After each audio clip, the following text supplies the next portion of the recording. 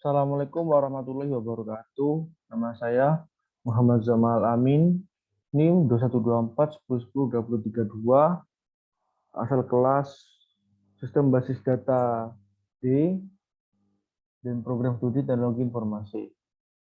Kali ini saya akan membahas tentang select dan order by. Oke.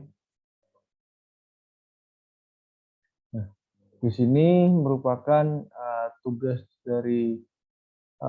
praktikum sistem basis data. Di sini saya ditugaskan untuk mengerjakan nomor yang tidak di bold atau tidak ditebalkan. Misal yang A, saya mau coba nomor 4 dan 5, begitupun juga seterusnya. Oke, yang pertama yaitu select. Nah, di sini select untuk awal-awal, select di sini digunakan untuk menampilkan total tabel. Select bintang from employees.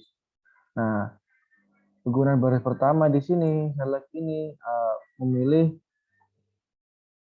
apa aja yang akan ditampilkan. Misalnya bintang ini menunjukkan seluruh tabel.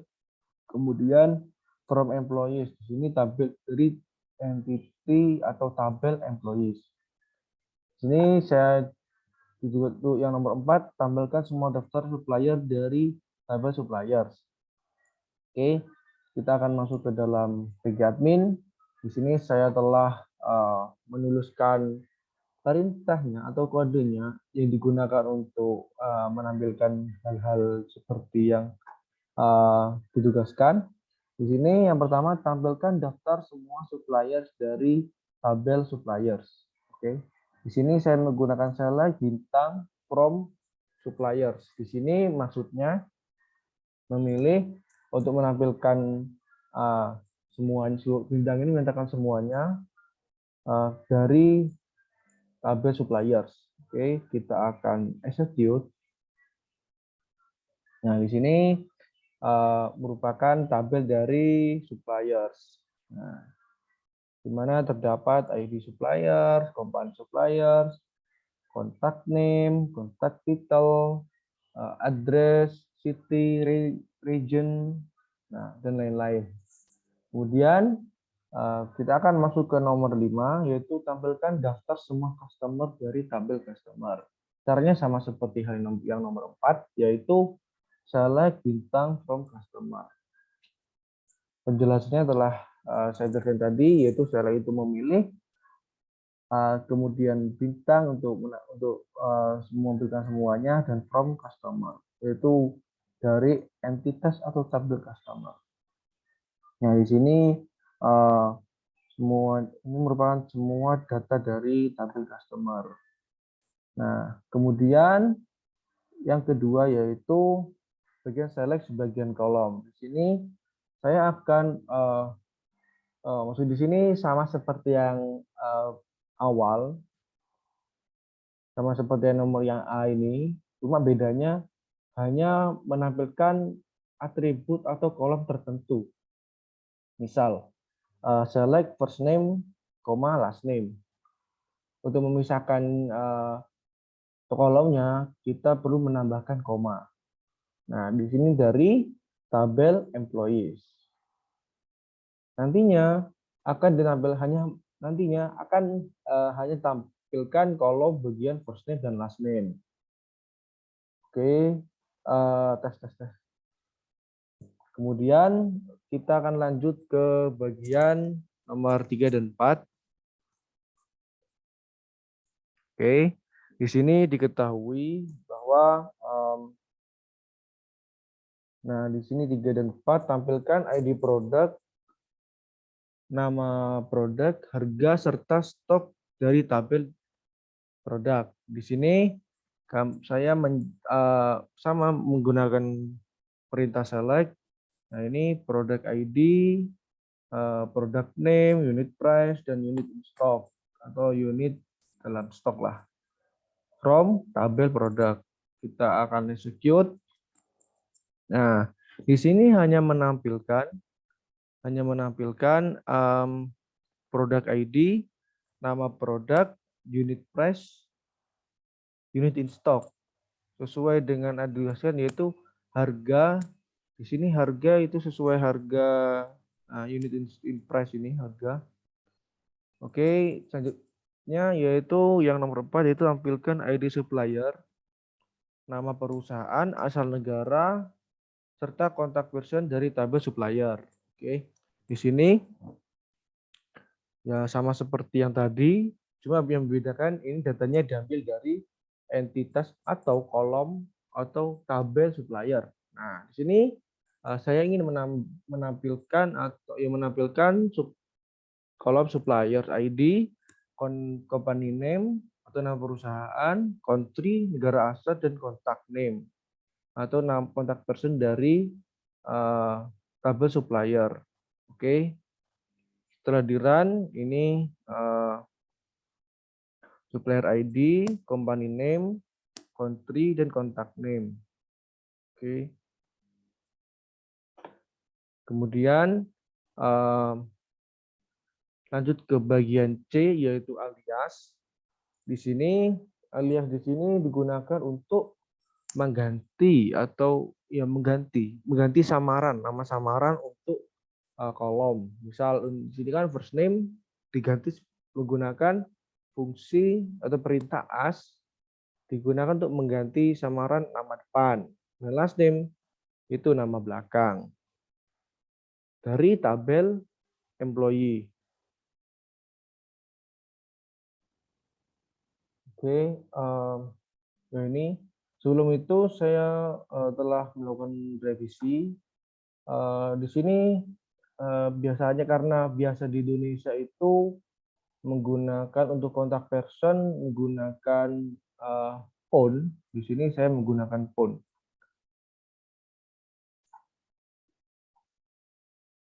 Nama dan phone untuk lebih detail. Nah, di sini kan ada tertera kontak name dan nama dan nomor handphone. Nah, di sini untuk lebih jelas terkait kontak person. Oke, kita lanjut ke alias tadi.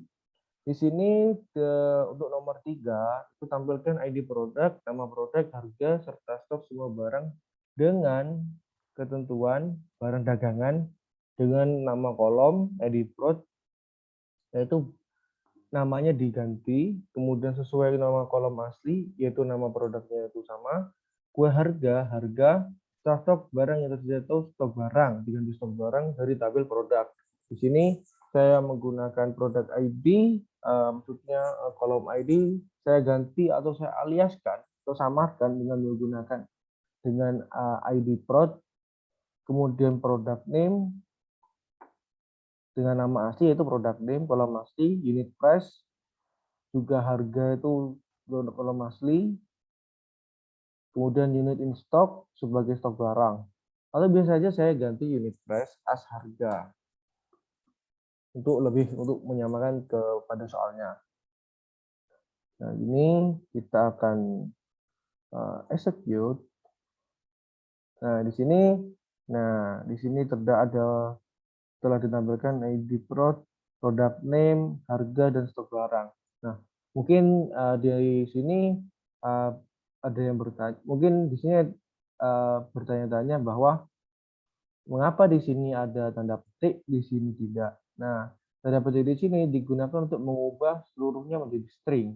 Kita tahu bahwa kalau andaikan ini kan tidak perlu menggunakan tanda petik karena antar katanya tergabung jadi satu kata, sehingga dalam progres atau dalam sistemnya menganalisa bahwa ini satu kata.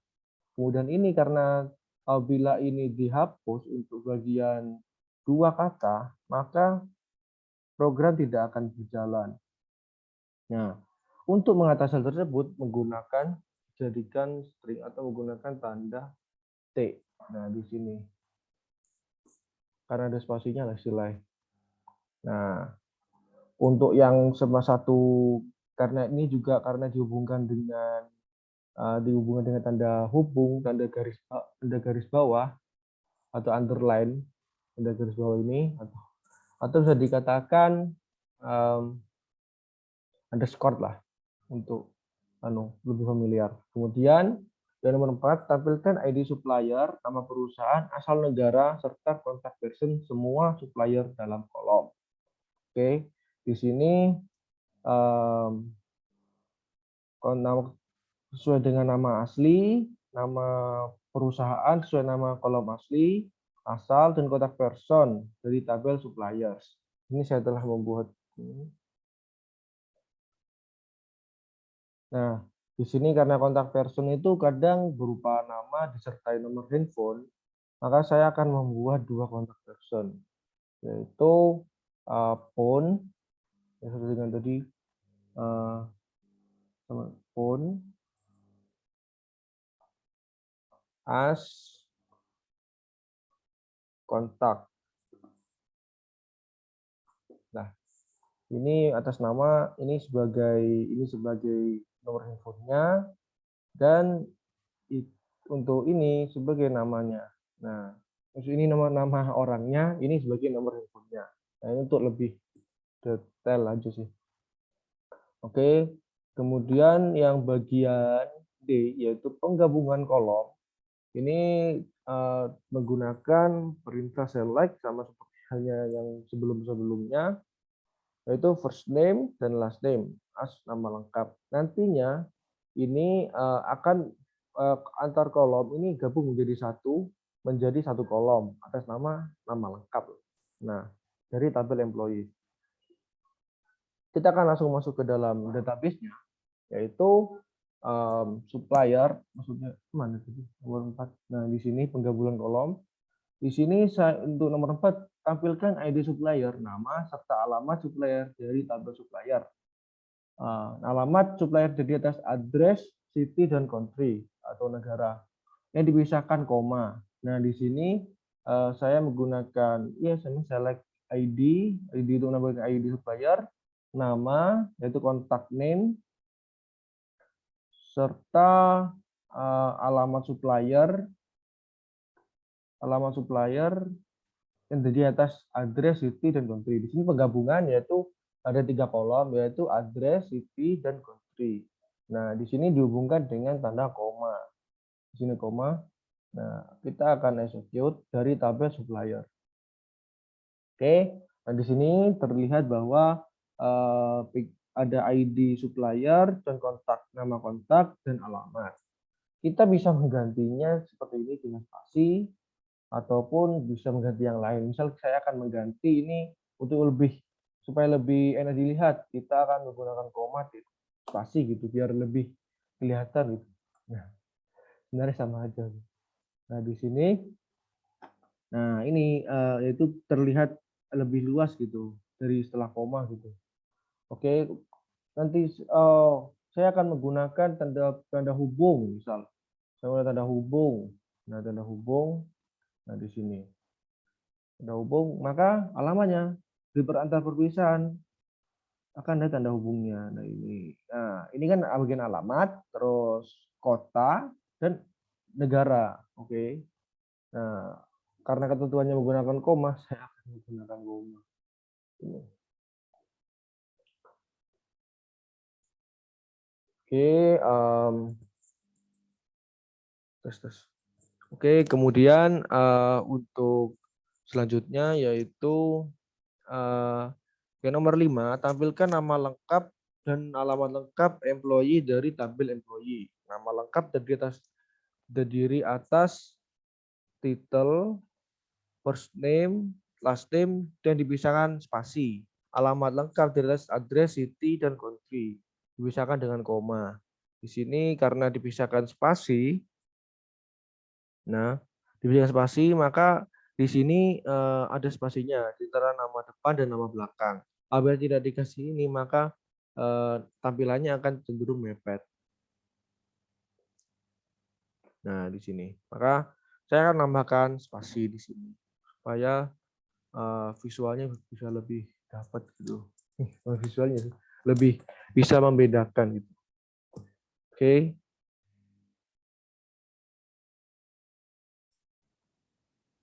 Oke, karena di sini ada tulisan title, maka kita akan menambahkan title. Sebentar, saya akan mencari tahu tulisan title dari total dari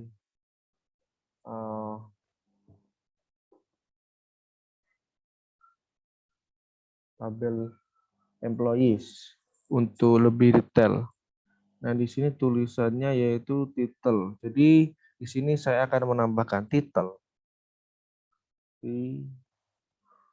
Title. Oke. Kemudian menggunakan garis ini 4, menggunakan spasi gini. Oke, lebih untuk terlebihnya seperti itu, kurang lebihnya. Oke, kita akan execute. Oke, sudah ada ini nama disertai title, nama depan dan nama belakang. Nah, ini ada spasinya. Oke. Kemudian yang kita akan masuk ke bagian E yaitu kolom bertipe tanggal. Kolom bertipe tanggal. Oke, di sini bagian E di sini sama seperti yang awal tadi menggabungkan nama. Kemudian di sini juga mengaliaskan nama tanggal lahir atas sebagai birthday ini tanggal lahir sebagai tanggal lahir gitu. Kemudian to chart no date day month and year as sekarang ini sebagai sebagai sekarang dari tabel employees. Oke, kita akan masuk ke dalam detail ini.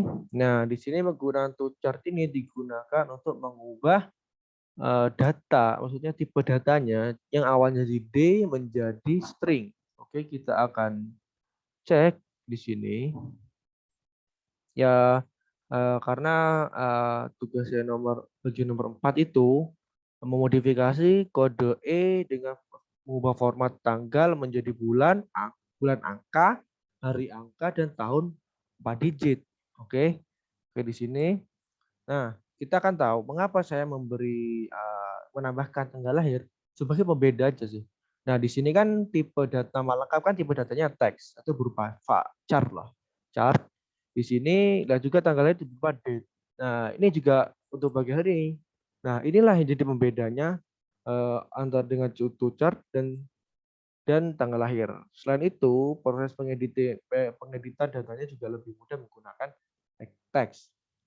Di sini saya menggunakan untuk mengubah semuanya jadi angka yaitu MM, DD, dan YY atau Y-nya 4 kali.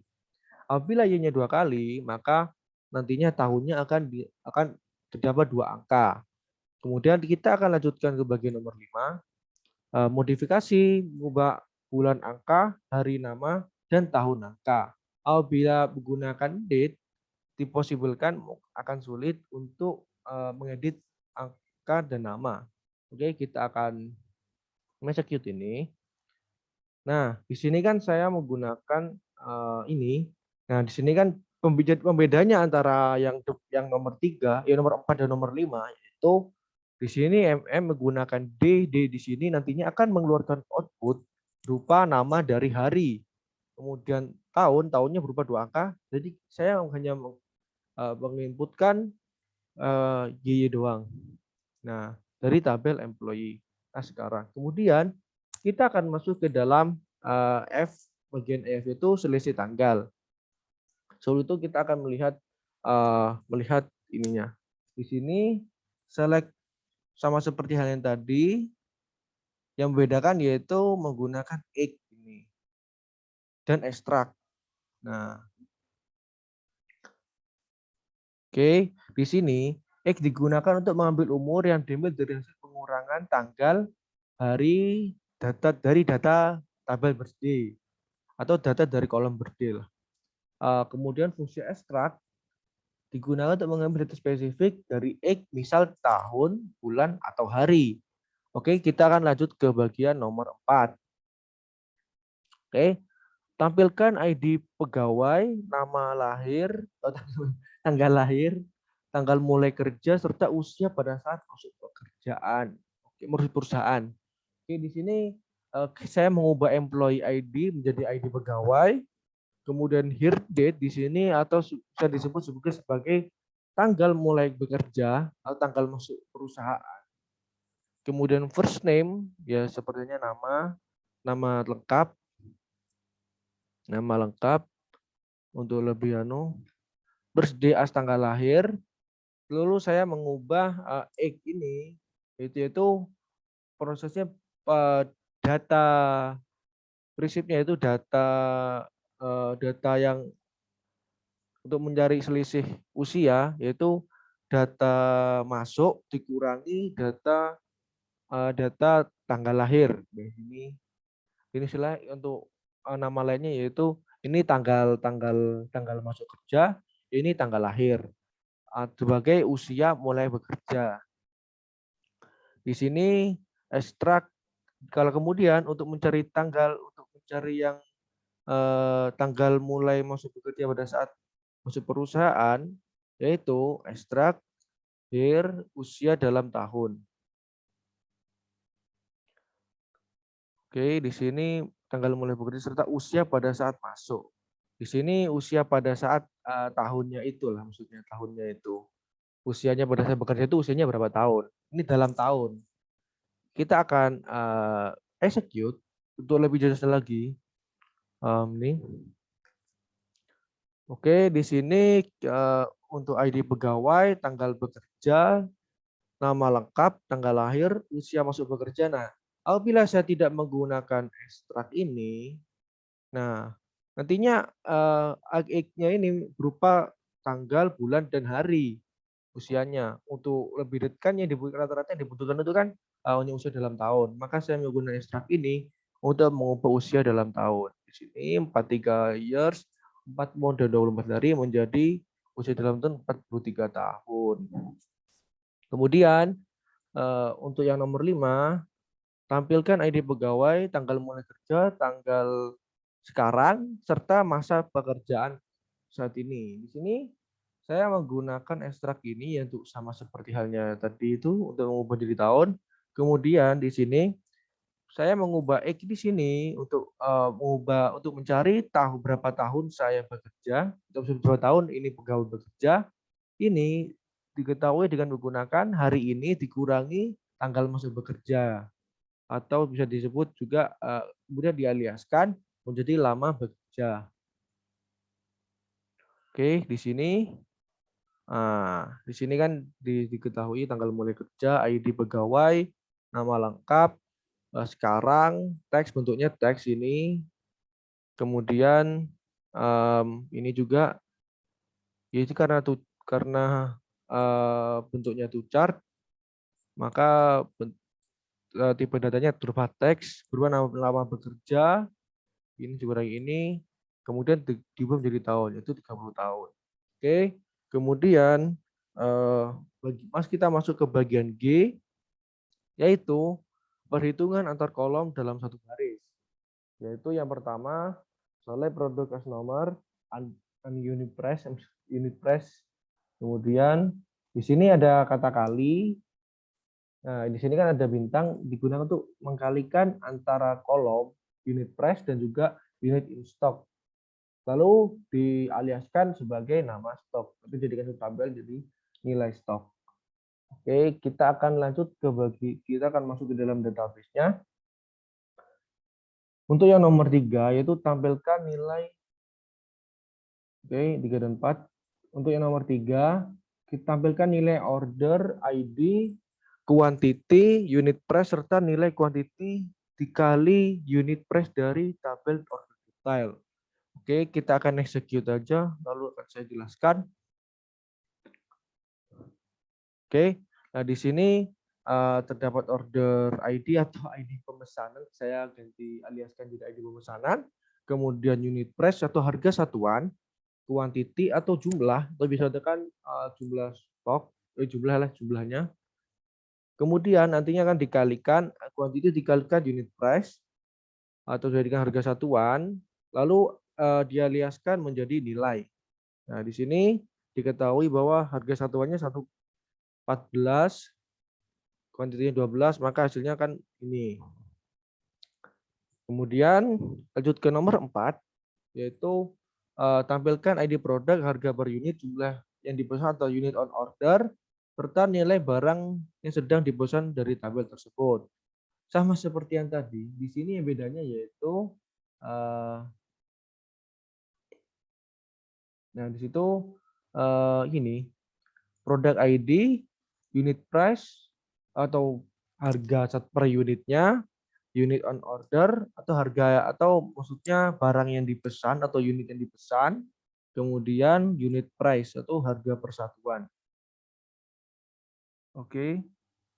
Persatuan dikalikan harga yang dipesan apa namanya unit yang dipesan. Maksudnya kuantitas yang dipesan lah gitu. Sebagai nilai. Kemudian ini menampilkan ini. Nah, kemudian kita akan masuk ke dalam bagian H yaitu order by. Dalam order by ini ya perintahnya seperti ini. Untuk order by digunakan untuk mengurutkan lah, urutan. Di sini kan ada ASC dan juga di dash. Nah, penggunaan ASC ini atau ascending digunakan untuk juga pengurutan dari yang terkecil ke yang terbesar. Kemudian descending atau dash pengurutan dari yang terbesar hingga yang terkecil. Kita ketahui untuk yang nomor 5 ini tampilkan semua produk yang jumlah di order tampilkan berdasarkan produk yang paling sedikit di order. Di sini dari produk kita penggunaan order by sini digunakan setelah penampilan tabel atau form tab produk baru order by apanya yang akan diurutkan yaitu diurutkan berdasarkan produk yang paling sedikit di order. Paling sedikit di order ini berarti produk di ordernya itu pada kolom unit on order. Kemudian kita ketahui karena yang diminta itu berdasarkan yang paling sedikit, berarti kita menggunakan ascending. Nah, kemudian kita execute. Saya akan execute. Nah, di sini kan karena dulu yang di order itu terlalu banyak data, di sini kan terkecil. Mulai dari yang 0, nah di sini 10, 20 hingga yang terbesar itu urutannya berdasarkan ascending. Kemudian yang nomor 6 tampilkan last name, first name dan lama bekerja dari employee berturut-turut menggunakan huruf depan dan nama belakang paling besar atau bisa dikatakan alfabetnya yang paling akhir lah katakannya. Berdasarkan huruf depan nama belakang paling besar. Huruf depan nama belakang ini itu bagian awal. Oke, kita akan execute biar lebih mudah aja. Penggunanya sama seperti yang sebelumnya. Nah, ini di sini kan karena last name, dari sini last name. Karena diurutannya berdasarkan last name, di sini huruf yang terbesar. Descending ini digunakan untuk mengurutkan dari yang terbesar hingga yang terkecil. Oke, di sini order name, order by, last name, descending. Di sini kan last name ya. Last name, nah ini kan diurutkan berdasarkan yang dari S. Berdasarkan alfabet, S itu masih kategori akhir sebelum Z. A, B, C, D, F, G, V, W, X, Y, Z. O, P, Q, R, S, T, U. Ini yang paling belakang lah pokoknya. Nah gitu. Kemudian kita akan lanjut ke bagian I, yaitu sortir 2 kolom. Atau bisa dengan mengurutkan 2 kolom. Nah, di sini di kolom ini tergantung pada pengurutan yang tergantung pada kolom bagian pertama. Bagian pertama yang akan di order by. Nah, diketahui di sini saya di sini. Oke, jalankan tampilkan nama produk, harga yang tadi diberikan diskon 25%, tampilkan berdasarkan nama produk dari harga real paling mahal. Harga real paling mahal. Oke. Di sini yang pertama tampilkan nama, harga, unit price. Kemudian unit price kali 0,75. Kenapa kali 0,75? Karena harga total, harga diskon ini hasilnya dikurangi harga setelah maksudnya kan dari 100% turun 25%, maka itu harga diskon. Harga setelah diskon maksudnya lah. Oke, mungkin akan saya perbaiki dulu. Oke, saya lanjutkan. Tadi ada beberapa masalah. Nah, di sini harga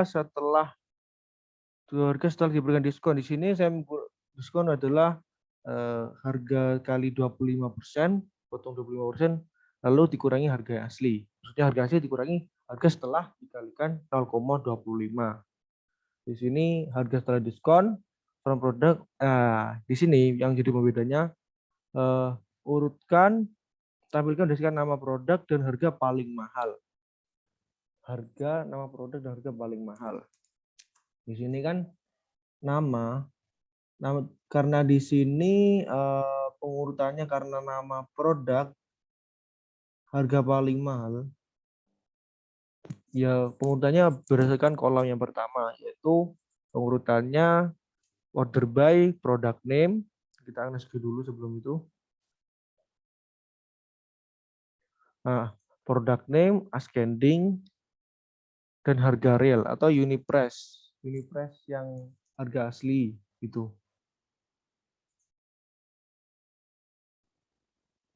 Oke, di sini pengurutannya yaitu harga paling mahal. Diberikan nama produk dan harga paling mahal. Berarti ini yang tertinggi menuju terendah. Berarti menggunakan descending semua.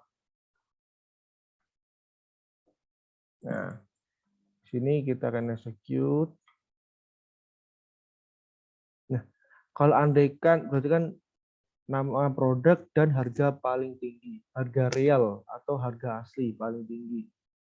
Kalau andaikan berdasarkan nama, berarti hanya kurang menampilkan kalau kita berurut yang berdasarkan data yang paling tinggi, kemudian kita urutin bagikan nama product name, maka kita akan tahu bahwa harga tertingginya. Nah, gitu.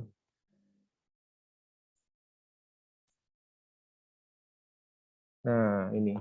Jadi kan kita ketahui bahwa harga tertinggi dipegang oleh Google by Blade. Nah, gitu.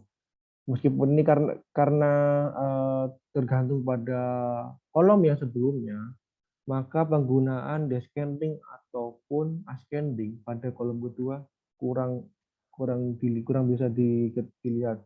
Di sini kita hanya mengurutkan unit price atau berdasarkan yang maksudnya sentralnya di sini, bagian unit di sini, karena di sini kan diketahui harga paling mahal, kemudian harga real paling mahal. Setelah ini harga setelah didiskon. Oke, mungkin itu aja dari saya. Kurang lebih mohon maaf. Wassalamualaikum warahmatullahi wabarakatuh.